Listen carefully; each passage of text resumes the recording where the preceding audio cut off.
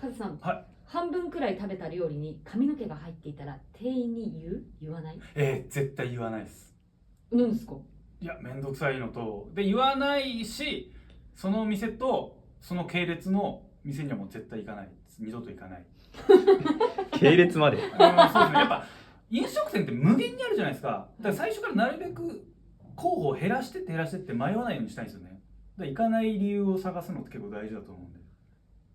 じゃあ結構もう今行くお店ってかなり限られてますか？限られてます。だから二度と行かない店の方が多いです。そしたら迷う必要ないじゃないですか。いっぱいお店腹減ったなーってなった時に、味じゃだってね、差別化って難しいから、みんなうまいし。だったらもう最初から嫌な思い出したからっていう理由で行かない方が楽なんですよね。